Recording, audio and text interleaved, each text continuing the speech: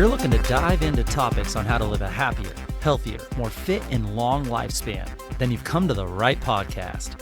Livin' the Dream with me, Coach Damian Evans. Together, we will explore the topics on all things health, fitness, and wellness. Together, we will be lifelong learners on this journey to living the ultimate dream. What up, Dream Team? Coach D here, coming at you from beautiful sunny San Diego, and welcome back to the Livin' the Dream podcast. And in today's episode, we continue on with our review of the amazing book, Good Energy, by authors Dr. Calley Means and brother Calley Means. And we are continuing on with this journey that promises to unlock the secrets of good energy and its profound impact on our well-being. As we flip through the pages of this book, get ready to be intrigued by the fascinating world of cellular biology and all of its implications for our daily lives. You can think of our cells as tiny powerhouses, working tirelessly to fuel every function of our body. At the center of this energy production are what are called mitochondria, the unsung heroes of our cellular universe. But here's the catch. These resilient mitochondria are facing a barrage of challenges in today's world, from our diets to our daily habits. But we don't have to worry, because right here in the pages of this book lies the roadmap to reclaiming our cellular vitality and unlocking our body's full potential. From understanding the nitty-gritty of mitochondrial function to unraveling the effects of inflammation and oxidative stress, we'll explore the intricate web of cellular health in simple terms that even beginners can grasp. Get ready for a deep dive into the interconnected realms of movement, nutrition, stress management, and sleep, all rooted in the support of our community. Together, we're going to navigate the terrain of wellness and emerge armed with the knowledge to craft a life filled with boundless energy and vibrant health. And this next portion of the book that we're going to recap was called Siloed Health versus Energy-Centric Health. Siloed health versus energy-centric health. And Dr. Calley Means, she talked a lot about the specialization of her profession. And so let me paint a picture for you. Imagine you're in medical school and you have to pick one of 42 specialties. You start with a broad understanding of the body, but as you go on and on and on in your education, you get funneled into increasingly narrow fields. By the end of your training, you're focusing on something so specific, something like 3 tiny bones in the inner ear. But why does this happen? Well, the medical establishment really pushes for this kind of specialization. They even reward you for staying in your lane and becoming an expert in just one tiny area. But here's the kicker. The system can miss the bigger picture of our health. So I want to talk about Sarah. This was a case study in the book. She's a 36-year-old woman who's been through the ringer. She had these terrible migraines that hit her more than 10 times a month. Brutal. She was living on disability, mostly housebound, wearing wraparound sunglasses everywhere she went because she was just so sensitive to the light, and even walked with a cane due to her arthritis. And on top of it, she had a support dog always by her side just in case something happened. Sarah had been in and seen 8 different specialists in the past year. Each one treated just a part of the problem. A neurologist for the migraines, a psychiatrist for her depression, a cardiologist for her high blood pressure, and on it went. But despite all these treatments and medications, Sarah was still suffering. Here's the eye-opener. When the author, Dr. Calley Means, she looked through Sarah's medical records, she noticed she hadn't even heard of a migraine elimination diet. Sarah had never been talked to about her diet to try to fix her migraines. This is a simple intervention that could potentially help, but no one talked to her about it. Instead, she had gone through expensive tests like CT scans and loaded with medications, and this made Dr. Means question the whole system. Why wasn't it just simpler? Why couldn't we just look at holistic solutions and consider those?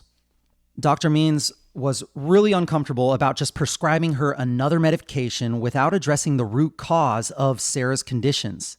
It was clear that Sarah didn't have a medication deficiency because each one of her individual doctors had prescribed her a medication and still it wasn't working. Her issues were likely tied to broader, systematic health problems. This realization sparked a desire to practice medicine differently for Dr. Means, to look beyond the symptoms and understand the upstream causes of chronic illnesses. There was a really cool story that I heard. I'm not sure if it was in this book or somewhere else, but there were these two guys on the side of a river and they were hanging out, and all of a sudden this dead body just drifts down the river, and they pulled the dead body out of the river and they buried it and did a nice little funeral for them.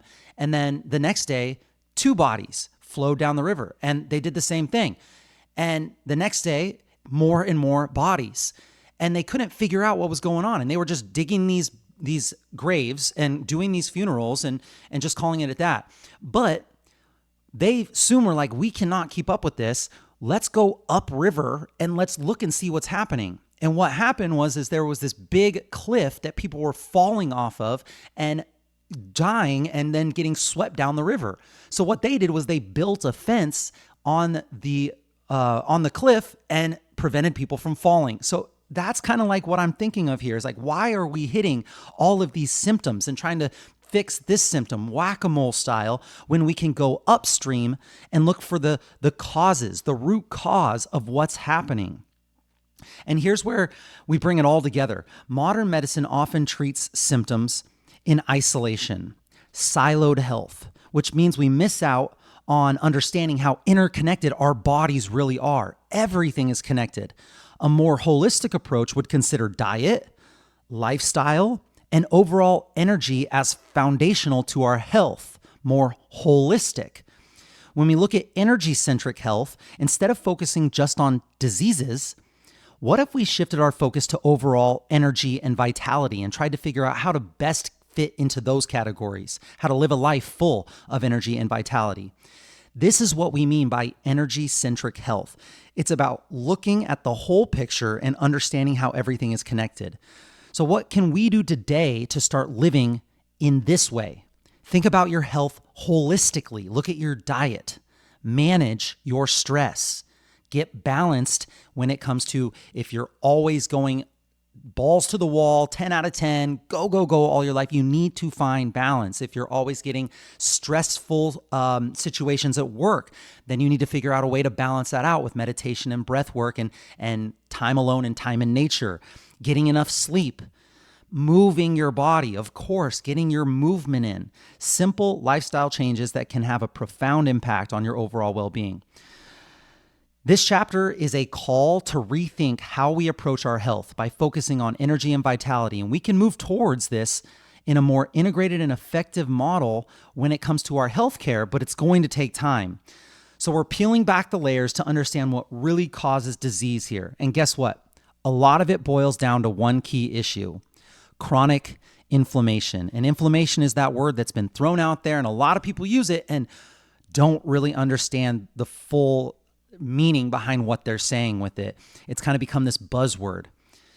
So here's the thing. Sarah, one of Dr. Casey's patients, had a bunch of different health problems. She had migraines, inflammatory arthritis, all those things.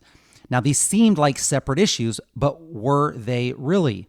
Dr. Casey started asking the right questions. Could there be something connected with these conditions? And she noticed that one of Sarah's inflammatory markers was super high. The marker that is often elevated in this condition is often elevated in things like diabetes and obesity, which got her thinking about how chronic inflammation and these two things could be related. And then she did just a quick search on PubMed, and it revealed over 1,000 scientific papers linking inflammation to migraines. And this was just a big aha moment for her. Inflammation is our body's natural defense mechanism. Inflammation is our body's natural defense mechanism. When you get injured or you have an infection, your immune system kicks in, and what happens is it causes swelling, redness, and pain. And This is actually a good thing. It means your body is working to heal itself. But what happens when there's no injury or no infection and your body is still in this constant state of inflammation? Sarah had no visible injuries, no visible infections, but her body was in a chronic state of alarm. Her immune system was continuously activated, causing damage to the tissues of her body. This isn't just about feeling a bit under the weather. Chronic inflammation can lead to serious diseases, diabetes, heart disease, autoimmune disorders, and other things. Now let's connect this to something that we can all relate to. Think about how many of us deal with issues like constant stress. How many of us don't eat a very good diet? We have a poor diet. How many of us lack sleep, good quality and good quantity sleep? These factors can all contribute to chronic inflammation. It's not just about one isolated problem. It's about how our lifestyle impacts our overall health. Dr. Casey, in her journey as an ENT surgeon, ear, nose, and throat surgeon, realized that most of what she was treating was inflammation related. Conditions like sinusitis, tonsillitis, laryngitis are all about inflammation. The suffix itis means inflamed. She was essentially an inflammation doctor and didn't even realize it. She started to see a pattern. The treatments, whether medications or surgeries, these were just putting off a temporary fix on the problem. They would reduce the inflammation for a while, and then the underlying issues would still be there, and then the inflammation would return and the cycle would continue. So she got to thinking, why are our immune systems so chronically revved up? What's causing our cells to constantly send out distress signals? Here's the kicker. It all comes down to our cellular health. Chronic inflammation happens when there's a dysfunction at the cellular level. Our cells, those little powerhouses, those little worlds within our world, are essentially in a state of panic, even when there's no immediate threat. After leaving her position as a chief resident, she quit her job. Dr. Casey dove into advanced training in nutritional biochemistry, cellular biology, functional medicine, and she realized that to truly help patients, she needed to focus on generating health rather than just managing disease. This means looking at the root causes of inflammation and addressing them through lifestyle changes. Things that we talk about, things like nutrition, sleep, stress management, movement. This approach led to transformative results, and her patients who had been struggling with chronic issues for years and years started to see improvements. Weight gain, poor sleep, chronic pain, high cholesterol, and even reproductive issues began to resolve. And it wasn't about adding more medications or more treatments. It was about supporting the body at a cellular level. So what can we take away from that? If you're dealing with chronic health issues, it might be worth looking into whether chronic inflammation is at play. Second, remember the 4 pillars of health: movement, nutrition, stress management, and sleep. These are all crucial in managing inflammation and supporting our overall well-being. That's why they are the big rocks that they are. They're the big levers that you can pull, that when you have those down, everything else seems to fall into place. And lastly, sometimes the answers to our health problems are actually simpler than we think. It's about giving our cells what they need and removing the things that are harming them. We're really getting into the nitty-gritty of what causes our cells to malfunction, leading to chronic inflammation and all sorts of health issues. It's about our metabolism, it's about our mitochondria, and how things can go wrong. So let's talk about that. Trouble where it's hard to see. Our metabolism, our mitochondria, and malfunctions, how things can go wrong. So here's the deal. After years of research, Dr. Casey found that chronic inflammation, the things that we see in patients like Sarah, often comes down to our cells feeling threatened because they're underpowered. This means that they're not making enough energy, which causes a whole lot of problems. Imagine your cells as these tiny little workers in a factory. If they don't have enough energy, they start to panic and they start to send out distress signals. Right now, I think she said in the book it was 3,000 times, but we're asking our cells to do 3,000 times more work than they're used to just a few hundred years ago. Can you imagine if your boss just came to you with 3,000 times more work than you're doing right now? That's insane. I would send out some panic and distress signals as well. This brings in the immune cells. And when the immune cells come to the rescue, which cause inflammation as they try to help, instead of fixing things, this often leads to more damage. This is why chronic inflammation goes hand in hand with metabolic dysfunction and a host of other symptoms that we'll talk about.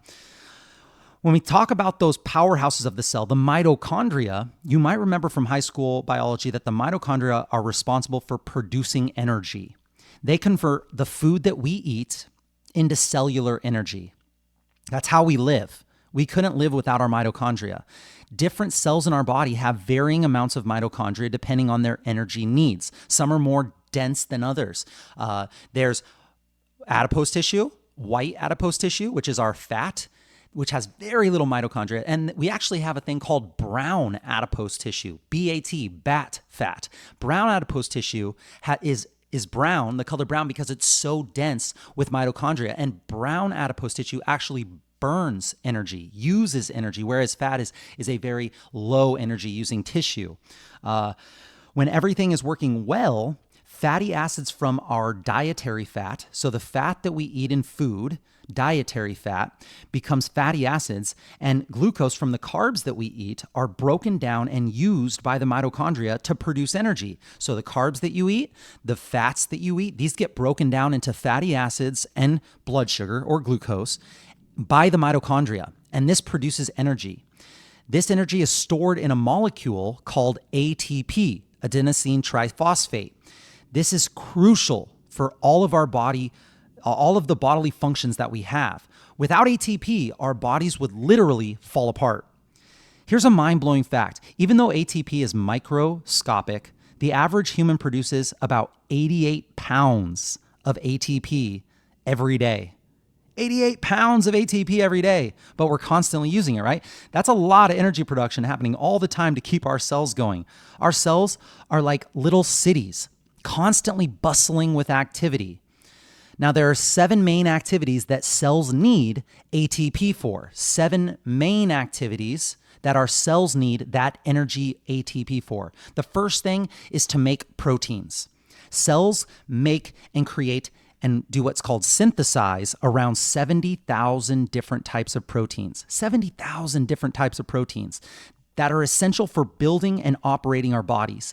These proteins serve various roles such as receptors, channels, structural scaffolding, and signaling molecules like hormones and neurotransmitters. It's all made up of proteins, and our body makes that with ATP. Number 2, repair, regulate, and replicate our DNA. Repair, regulate, and replicate our DNA. Cells replicate their DNA during cell division to ensure each new cell has a complete copy. They also repair damaged DNA to prevent mutations, which can cause cancer, and regulate gene expression through epigenetic changes. So they need this ATP energy to help keep our DNA doing what our DNA needs to do. Now, it also does number 3, cell signaling. Cells coordinate all activities through signaling. For example, after a meal, you eat the food and insulin is produced, which is a hormone, to help bring blood sugar levels back to normal. It wants to get the blood sugar of the food that you're eating to where it needs to go. This involves a series of signals that prompt cells to take in the blood sugar, the glucose, and cells need ATP energy for that. Number 4, transporting. Cells move molecular materials all around your body to ensure that everything functions properly. For instance, neurotransmitters like serotonin are packaged and then transported to where they're needed, helping to regulate your mood and other functions. So it needs energy to transport. The 5th thing is homeostasis. We've talked a little bit about this, but your body loves to be in homeostasis. Cells maintain healthy operating conditions like pH, salt concentration, and temperature. very, very tightly regulated to find that homeostasis. Your body loves it. So if you get too hot, you start sweating to cool down. If you get too cold, you start shivering to heat up. If your body's salt concentration gets too high, then it does things so that you're thirsty, so you start to drink water, so then you start to dilute it back down so that you're now at homeostasis. This all ensures optimal conditions for chemical reactions that we need. It's so crazy how all this stuff happens just automatically. We don't think about it. It's all auto-regulated just by this magical being of our cells. Maybe not. Number 6, cell waste, cleanup, and autophagy. So getting all the crap out. Cells recycled the damage. They recycle all the damaged components through what's called autophagy. Maybe you've heard of autophagy when we talk about fasting. This is just autophagy, which means that it's self-eating, meaning that it cleans up the damaged or dying cells. And this helps to maintain all the healthy cells. If you could imagine, like, if all of your dying and unhealthy cells just stayed in there, they would be taking up the space to where new and young and strong cells could be coming back in. Mitochondria also undergo this renewal process through what's called mitophagy. So mitochondria self-eating, which is ensuring that they stay efficient and strong. Things like cold therapy, cold plunging, sauna use, all this stuff helps. Red light therapy helps to boost and strengthen your strong cells and kill off your dying and old mitochondria. And the last thing, number 7, is your metabolism. For sure, you need energy. For the process of producing energy itself requires energy, highlighting how crucial ATP is for our survival. So those are the 7 things that the 7 main activities that our cells need ATP for. And when our mitochondria are working well, they produce the ATP needed for all these activities. But if they're not functioning properly, our cells cannot do their jobs. They can't do 1, 2, or many of those 7 main things that they need to do, leading to a cascade of problems. This is where chronic inflammation starts.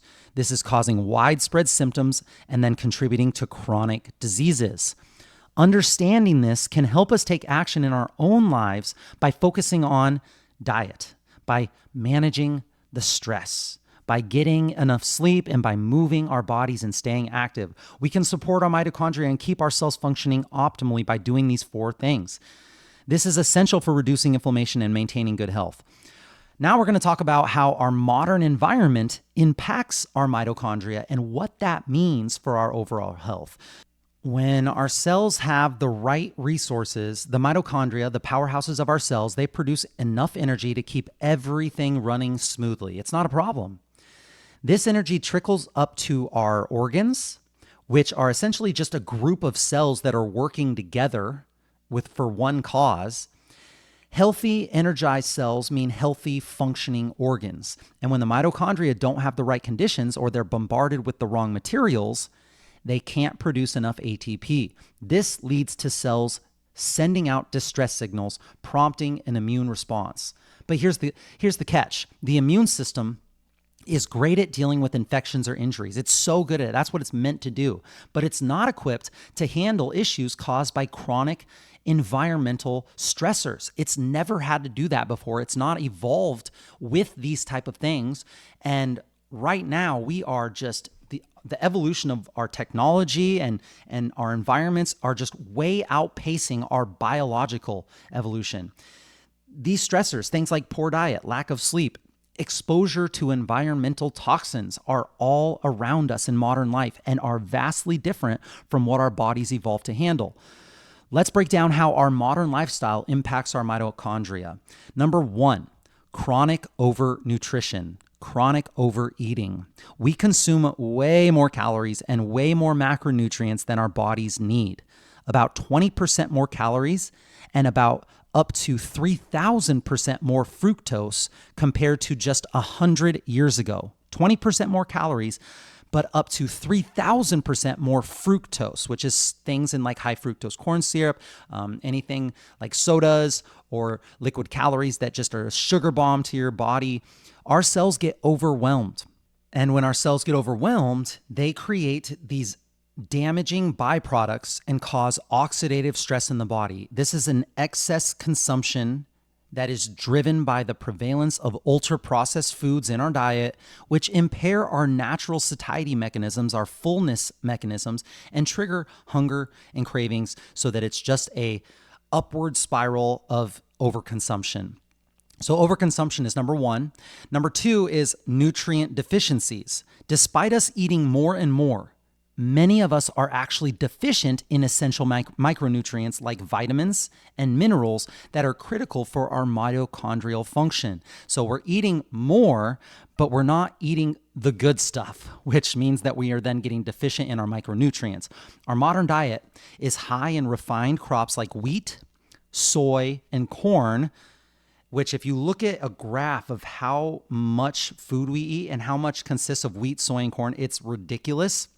We eat like the same 5 plants, and it's all not great stuff. And so this lack of diversity, this is often depleting our nutrients that we need due to things like industrial farming practices, the way that we till the soil, the way that we farm, the way that we raise these animals. This is the definition of quantity over quality, and that's not going to be a good equation for us in the long run. So number 2 is nutrient deficiencies. Number 3 is our microbiome issues. A healthy gut microbiome supports our mitochondria by producing beneficial postbiotic chemicals. Imbalances in our microbiome caused by factors like poor diet, stress, lack of sleep, antibiotics disrupt our natural microbiome and harms our mitochondrial function. Number 4 is our sedentary lifestyle. Lack of physical activity reduces mitochondrial function and mitochondrial number. Exercise stimulates mitochondrial activity and antioxidant production, protecting them from chronic damage. So when you stimulate the mitochondria, you make them stronger, you give them antioxidant so they don't oxidize, which is just like rusting of your cells, and that protects them from damage. So movement is life, motion is lotion, fitness is medicine. Number 5 is our chronic stress. Prolonged stress releases cortisol, which is a hormone that directly damages our mitochondria. Now, cortisol is not always bad. It's definitely a needed hormone, but at these elevated levels, it damages our mitochondria and it reduces their number. It also increases what's called free radicals, which we talked about a couple episodes ago, how free radicals are so damaging to the system and cause oxidative stress. It inhibits our antioxidant production, which is not a great combo when there's things that are causing oxidation and then you're limiting the things that help with oxidation. That's going to lead to a bigger oxidative stress on the body. Number 6 is medication and drugs. Many medication and drugs, including certain antibiotics and chemotherapy drugs, harm our mitochondrial function. Recreational drugs and alcohol also significantly damage our mitochondria, which we kind of already knew that, but that's something to think of. Number 7 is sleep deprivation. How many times can we say it? Poor sleep quality and quantity disrupts hormonal imbalances and gene expression, leading to mitochondrial dysfunction and increased free radicals, the things that cause oxidative stress. And number 8 is environmental toxins and pollutants. We don't talk about this very much, but synthetic chemicals, heavy metals, and pollutants from industrial processes directly impair our mitochondrial function. Also, cigarette smoke, alcohol, these are particularly harmful. There's probably nothing you can do that's worse than smoking. Maybe that might be a little bit aggressive, but smoking is really bad. This causes structural changes to our DNA, mutations in our mitochondria.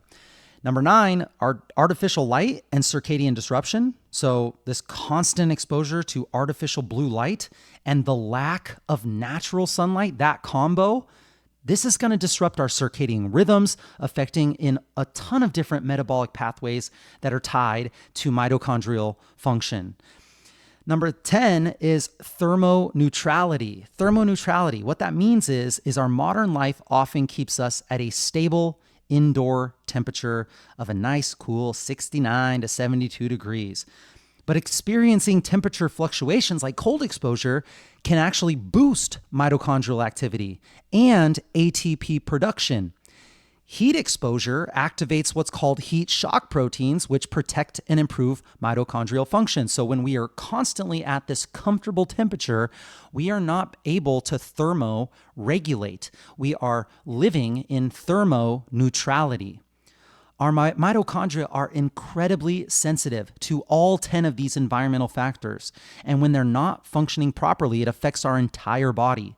The result is a cascade of issues leading to chronic inflammation and a various of chronic diseases. So what can we do about it? Well, we talk about it a lot when it comes to fat loss or when it comes to overall total wellness. We have to be mindful of our diet, focusing on nutrient-rich foods, whole food options, and avoiding ultra-processed options as much as possible. The 80-20 or the 90-10 rule. Regular physical activity, super important, and not just one workout, 1 hour a day. That's still only 4% of your day. Regular physical activity, incorporating physical activity into your everyday life, taking the stairs, parking in the back, moving every 60 to 90 minutes when you're sedentary. All those things that we talk about when it comes to your NEAT, your non-exercise activity. Managing stress, making sure that you're balanced out. You have times where you can downregulate after times where you've been upregulated. It's not about never being upregulated. You want to have these peaks and these valleys, these times where you can be amped up and these times where you can be relaxed. Getting quality sleep and not just being in bed for 8 hours, but making sure that you're doing the right things like setting up a nighttime routine, making sure you have a sleep sanctuary, making sure that you wake up at the same time every day, even on the weekends, and get as early as you can morning sunlight in and on your eyes. And then minimizing exposure to environmental toxins. These are all crucial steps. Environmental toxins in the air, in the water.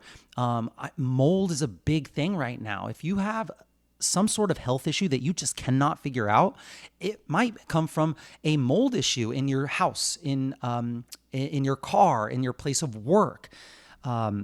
Places where you are the most. Environmental toxins could fill up that rain barrel that Dr. Stephen Cabral talks about in his book, The Rain Barrel Effect, and that's going to manifest as disease. Symptoms and disease. By taking these actions, we can support our mitochondria and help our cells function optimally, reducing chronic inflammation and improving overall health. All right, so lastly, let's dig into the next fascinating section in this book, and I'll leave it at this one, focusing on how blood sugar and insulin play into our overall health and function of those powerhouses of the cell, the mitochondria. How does blood sugar and insulin play into our mitochondrial health?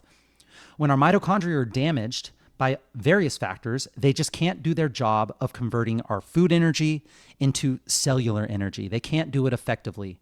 This inefficiency leads to a backlog of fats and glucose that should be turned into ATP, but instead they're getting stored as damaging fats inside of our cells. This backup is a significant problem, especially because it disrupts normal cellular activities like signaling and transporting essential molecules. So let's listen to that again. When the mitochondria are damaged, you eat food and they can't turn that food into energy. So now there is a backlog of these damaging fats and glucose that need to go somewhere. So maybe you're someone that thinks they're doing everything right. Maybe you're someone that thinks you're eating in a calorie deficit. You're eating all the good foods, but this fat just won't come off. One crucial pathway that gets blocked by this excess fat is insulin signaling.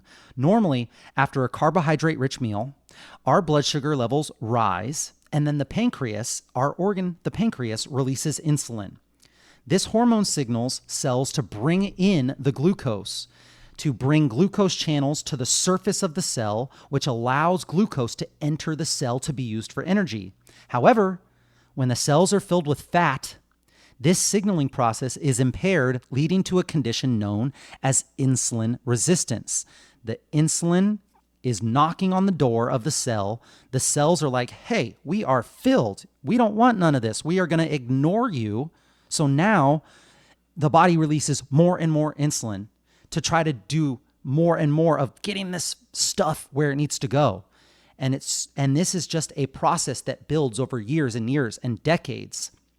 Insulin resistance means that glucose cannot enter the cells efficiently, so it stays in the bloodstream. The body tries to compensate by producing even more insulin, which works for a while, but over time, the system just gets overwhelmed. The result? Rising blood sugar levels, which is the root condition of things like prediabetes and type 2 diabetes, which we've talked about, affecting over half of adults and nearly a third of children in the United States. Yikes. But why is this happening? Why? It's a domino effect starting with mitochondrial dysfunction caused by our modern lifestyle. Too much sugar, too much stress, too much sitting and being sedentary, too much pollution in and around us, too many pills, too many pesticides, too much screen time, and too little sleep and micronutrients. All of these factors contribute to an environment that our cells simply can't handle, leading to chronic inflammation and metabolic dysfunction. High blood sugar levels themselves can stimulate the immune system to be more active and generate excess free radicals, adding to this cellular chaos. This process is called glycation, which means it leads to sugar sticking to proteins and other structures in the body. These sugars that are sticky, they cause serious damage. For instance, glycation of collagen in the skin causes wrinkles and premature aging. So sugar getting stuck to collagen in the skin can cause wrinkles and make you look older, while glycation in blood vessels can lead to things like atherosclerosis, heart attacks, strokes, more things like that when it comes to your blood vessels. You can only imagine these little sticky sugar things getting stuck and just clogging everything up. To put this into perspective, about 74%, 3 out of every 4 US adults were overweight and or obese, and a staggering 93.2, almost everybody, have metabolic dysfunction. This is because our modern lifestyle is stacked against our mitochondrial and metabolic health. We're going to break down the trifecta of dysfunction. Dr. Calley Means has this trifecta of dysfunction that leads to virtually every symptom and every disease that we face today. The 3 trifecta things are mitochondrial dysfunction. Our cells can't produce energy properly because they're overwhelmed with environmental toxins, and this leads to less ATP production and more fat storage inside of cells, disrupting normal functions. So number 1 is mitochondrial dysfunction. Number 2, chronic inflammation. When cells can't produce enough energy, the body perceives this as a threat, and it mounts a chronic inflammatory response. This doesn't go away unless we change our environment. This doesn't go away unless we change our environment. Number 3, oxidative stress. Our cells produce reactive waste in the form of free radicals while trying to process all of this junk. And these free radicals cause further damage and dysfunction in our cells. Understanding these issues, these 3 things, gets us closer to tackling the root of the US healthcare epidemic. It's about more than just treating symptoms. It's about addressing the underlying causes. Our lifestyle and our environment, so powerful.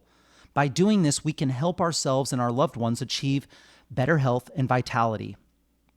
So I know that's a lot of gloom and doom, and it's a little bit scary, but the thing that we need to take from this is that we are in control. How do we measure good energy? You might be wondering, how do you know if these invisible malfunctions are happening inside you? Well, there are some simple markers that you can check to see if your metabolic health is on track.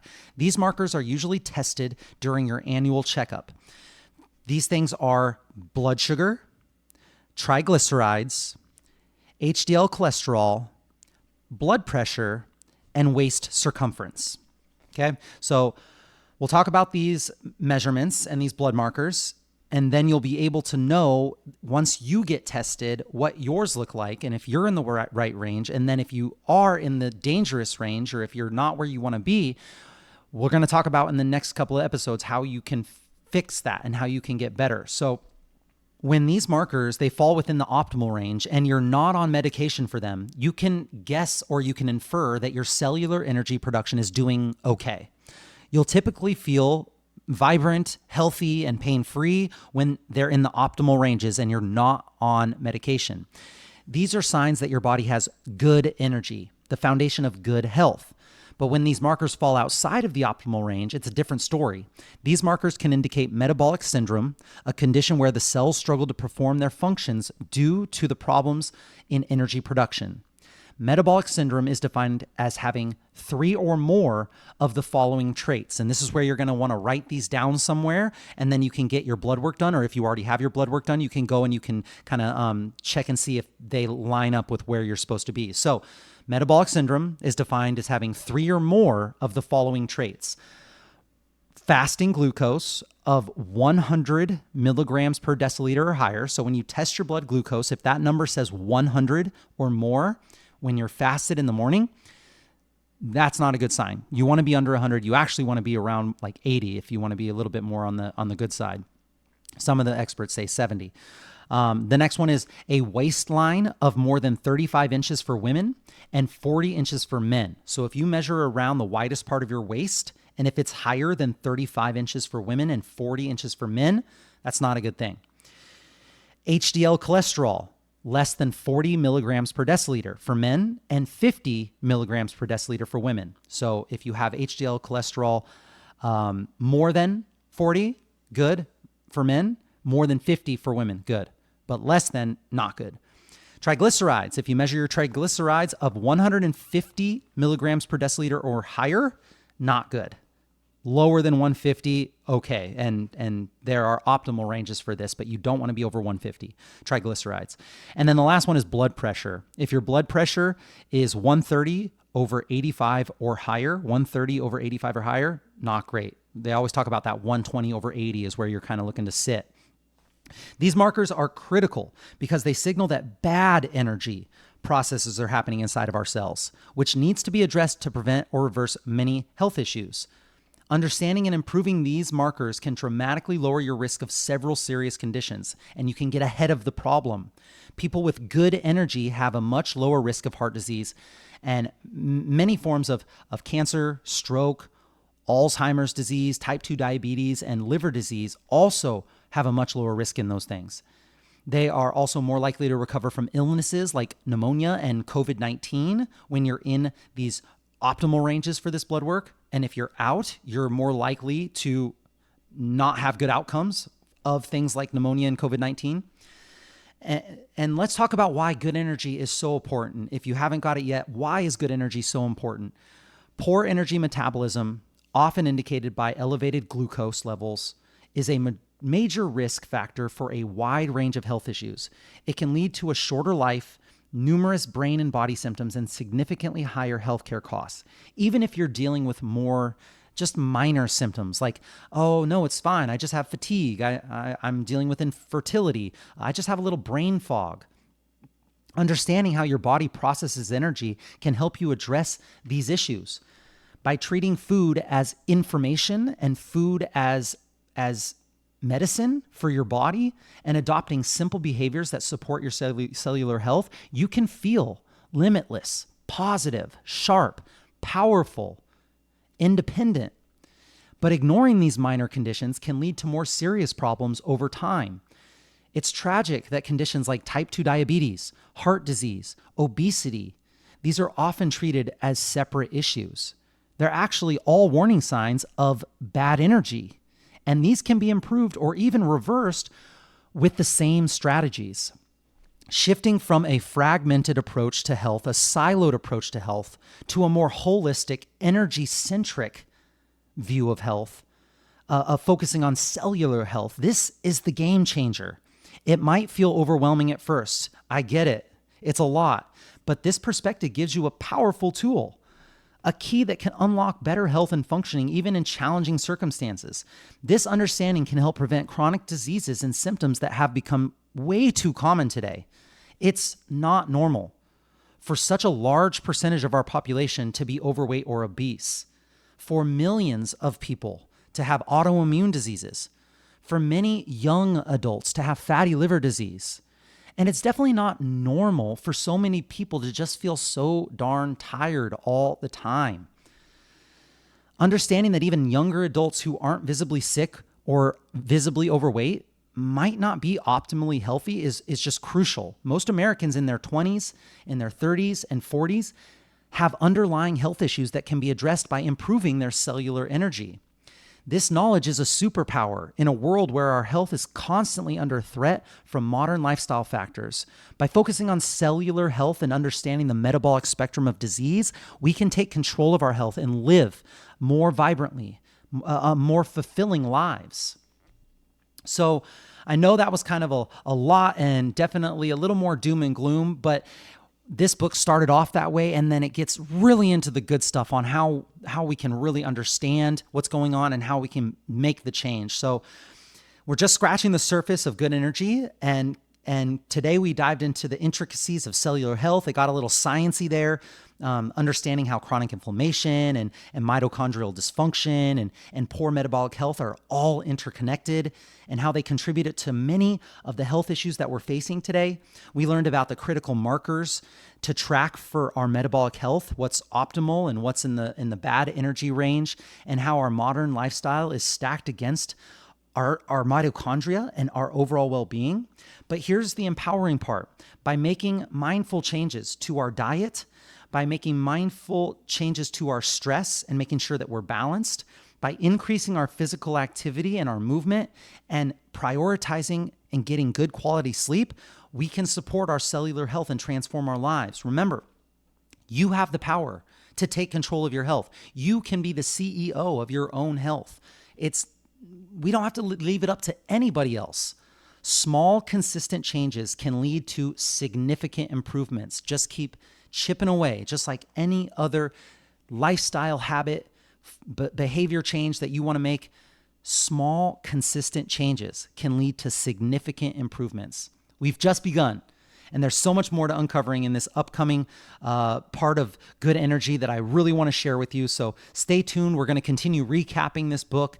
I highly recommend you grab it, follow along, see if you can get any different takeaways than I've gotten. And we're going to continue to explore some practical strategies and insights that will help you to build a foundation of good energy so that you can live your best life. Grab the book, Good Energy.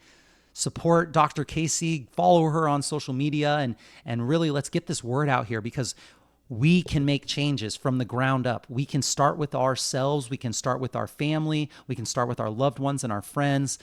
And the people that are trying to do it from the top down, change the system, they will help. So let's attack it from both directions. But yes, it starts with us, and we can do it. And that's it, my friends. Thank you so much for joining me on this episode of the Livin the Dream podcast. Please share the knowledge that you gain with your friends and family and hold each other accountable.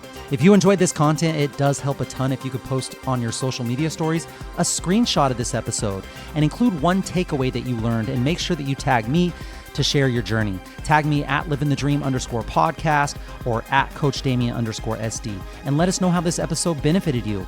Let us know what we missed. Let us know what we got wrong. And tell us how you think about what we covered today. We want to know. Message us if you have any suggestions or tips that would help your Livin the Dream team that we could discuss on future episodes. I will be right here with you, working on making us stronger, happier, and healthier humans. Until next time, friends, keep living the dream.